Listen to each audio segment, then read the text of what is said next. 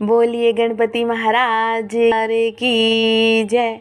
कार्तिक महात्म्य का 17वां अध्याय। और उस समय शिव जी के गण प्रबल थे। उन्होंने जलंधर, शुंभ, निशुंभ, महासुर, कालनेमी आदि को पराजित कर दिया। और यह देखकर सागर पुत्र जलंधर एक रथ पर, जिस पर लंबी पताका लगी हुई थी, चढ़कर युद्ध भूमि में संग्राम करने लगा। और इधर जय और शील नामक शंकर के गण भी संग्राम में तत्पर होकर गरजने लगे। और उस प्रकार दोनों सेनाओं के हाथी, घोड़े, शंख, भैरी और दोनों और की सिंह नाद से धरती त्रस्त हो गई। तत्पश्चात जलंधर ने कोहरे के समान बाणों को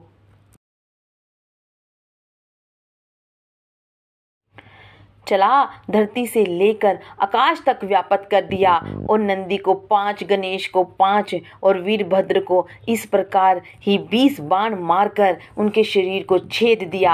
और मेघ के समान गर्जन करने लगा। और यह देखकर रुद्रपुत्र कार्तिकेय ने भी दैत्य जलंधर को अपनी शक्ति उठा के मारी और घोर गर्जन किया। और उसके आघात से वह धरती पर गिर पड़ा। और परंतु वह इतना बली था कि जल्दी से उठकर खड़ा हो गया और क्रोध विशिष्ट होकर कार्तिकेय जी पर अपनी गदा का प्रहार कर दिया। ब्रह्मा जी के वरदान की सफलता के लिए शंकर पुत्र कार्तिकेय पृथ्वी पर सो गए। और गणेश जी और नंदी भी गदा प्रहार से व्याकुल होकर धरती पर गिर पड़े। और वीरभद्र पर परिघ का प्रहार किया, और जिससे वीरभद्र का सिर फट गया और रक्त बहने लगा। और वह व्याकुल होकर धाराशायी हो गए। और इनके धरती पर गिरा देखकर शंकर जी के गण चिल्लाते हुए युद्ध भूमि छोड़कर बड़े वेग से भाग निकले।